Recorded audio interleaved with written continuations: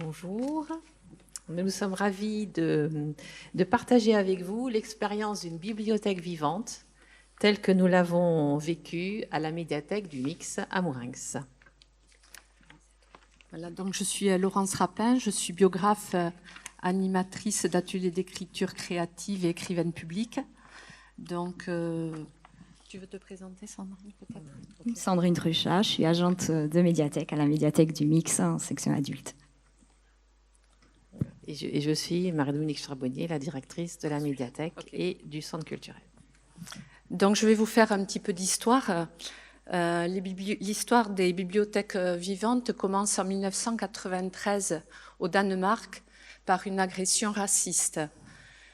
C'est une agression parmi d'autres, mais les amis de ce jeune homme qui a été victime se mobilisent et vont créer ensemble une ONG qui s'appelle Stop the Violence, qui a pour but de promouvoir des actions pour lutter contre les discriminations et les violences qui en découlent. Donc, il mène ces actions jusqu'à ce qu'en 2000, il crée les bibliothèques vivantes. Donc, il développe cette pratique lors d'un festival au Danemark toujours. Cette pratique est reprise par le Conseil de l'Europe en 2003 dans le cadre des programmes jeunesse. Et c'est en 2018 que va naître en France une association qui s'appelle Bibliothèque Vivante. La bibliothèque vivante est donc un outil visant à lutter contre les préjugés et discriminations de tout genre, sexistes, racistes, homophobes, religieux, sociaux, et les conséquences négatives sur les individus et sur la société. Comment? En proposant au public de rencontrer lors d'un face-à-face de 40 minutes une des personnes ayant accepté de témoigner. Il ne s'agit donc pas d'emprunter des livres, mais de vrais gens qu'on appelle livres vivants. La rencontre directe, le partage, le parcours de vie, les mots entendus et échangés visent à recréer de l'empathie, de l'interaction bienveillante et sont autant de sources d'ouverture pour déconstruire les préjugés. Nous allons vous présenter la déclinaison qui a été pensée et mise en œuvre par Laurence et comment la médiathèque y a trouvé sa place. Donc, c'est lors d'une conversation avec une amie biographe qu'elle a évoqué pour la première fois devant moi les bibliothèques vivantes, que je ne connaissais absolument pas, c'était en 2020. Et en qualité de biographe attachée à tout ce qui concerne la transmission, l'ouverture et la lutte contre les préjugés, je ne pouvais être que piquée de curiosité, chercher à en savoir plus. Résultat, fin 2020, j'ai présenté un projet au centre social de Mourenx qui cohabite avec la médiathèque du Mix, en l'accent sur l'intergénérationnel. Donc, pourquoi je l'ai axé sur l'intergénérationnel? Parce que dans ma pratique de biographe, je constate combien il est délicat, voire difficile, d'intéresser les plus jeunes au vécu des générations qui les précèdent, alors que, en même temps, ces parcours peuvent être des outils et des ouvertures pour leur propre construction. Et ensuite, parce que je trouve que les parcours des plus anciens sont toujours très, très intéressants à valoriser, qu'ils ont beaucoup de choses à nous apprendre. Donc, en 2021, grâce à un financement de la conférence des financeurs des Pyrénées-Atlantiques, dans le cadre d'un programme de prévention perte de l'autonomie, nous avons pu lancer cette action. Donc, c'est une action assez longue et assez lourde à porter, mais vraiment très riche. Il a fallu commencer par faire un appel à témoignages de personnes qui pourraient être intéressées pour y participer. Ensuite, d'intégrer les jeunes du pôle prévention du centre social à cette action. Et ensuite, d'organiser des rencontres avec des seniors. Donc, lors de ces rencontres, les personnes qui sont venues étaient très curieuses du projet et en même temps très réservées parce que la plupart des personnes disent « mais mon parcours, il n'a rien d'extraordinaire ».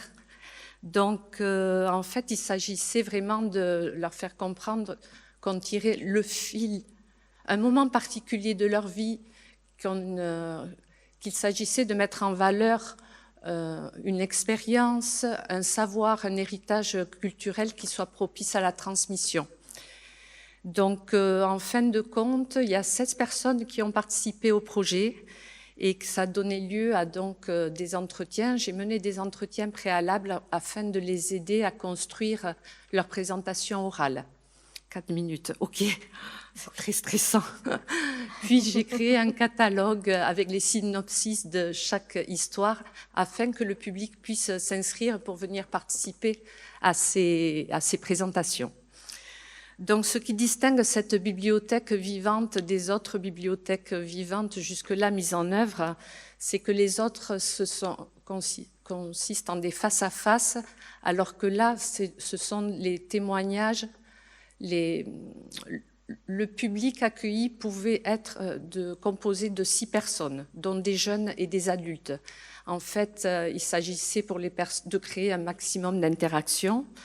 Et ensuite, j'ai créé un recueil donc, qui s'appelle Bibliothèque vivante. En tant que biographe, je pouvais avoir envie que de garder la trace, qui a été remis aux personnes ayant témoigné au livre vivant, mais ainsi qu'à leurs enfants, parce que certains enfants ont pu découvrir ainsi un pan de l'histoire de leurs parents, et c'était la volonté, et c'était avec l'accord des parents. Et ensuite, donc, voilà, un exemplaire. En ce qui concerne l'organisation, donc... Ensuite, oui, je finis, que ce recueil a circulé à la médiathèque, voilà. En ce qui concerne l'organisation, donc Laurence m'a régulièrement envoyé les trames des témoignages afin que je prépare des bibliographies en lien avec les thématiques abordées, ce qui nous a permis de promouvoir les collections et de nous ouvrir à de nouveaux publics. Concrètement, notre rôle a été de mettre à disposition une salle. Nous nous sommes attachés à créer une ambiance cocoon, propice à la parole et à l'échange. Installés en rond dans des fauteuils, l'idée était que les gens se sentent comme à la maison. Il a fallu composer avec la crise sanitaire et nous n'avons pas pu partager de pot de l'amitié, mais nous pouvons vous assurer que ces rendez-vous d'échange ont permis de renouer le dialogue et de recréer du lien social qui a cruellement manqué. La médiathèque souhaite s'inscrire comme tiers-lieu sur le territoire et le succès des 100 participants bien supérieur à ce que nous avions imaginé en préparant le projet en est une illustration. Ces rendez-vous ont permis des inscriptions et des prêts, dont le recueil Bibliothèque vivante, qui est très régulièrement demandé. Pour la médiathèque, cette expérience de bibliothèque vivante a été une découverte enrichissante humainement et professionnellement. Voilà, pour moi, ce fut aussi une expérience très forte dans mon activité de biographe que de contribuer à la transmission directe de ces parcours et surtout d'assister aux interactions très nombreuses, y compris de la part des plus jeunes. Ces échanges ont très concrètement permis aux livres vivants de prendre une autre mesure du chemin qu'ils avaient parcouru, et c'est pour moi inestimable. Voilà, je finirai par un petit mot sur notre partenariat. Lorsque j'ai proposé ce projet à la médiathèque en voulant les associer, la réaction a été immédiatement enthousiaste. Et voilà, ce projet ne pouvait se dérouler que sous les meilleurs auspices, et vraiment, ce fut le cas. Oui, alors quand Laurence et Patrick m'ont proposé ce projet de bibliothèque vivante, alors forcément j'ai dit oui tout de suite, puisque dans ce projet, il y avait les mots partage, échange, donc forcément, oui, j'ai dit oui.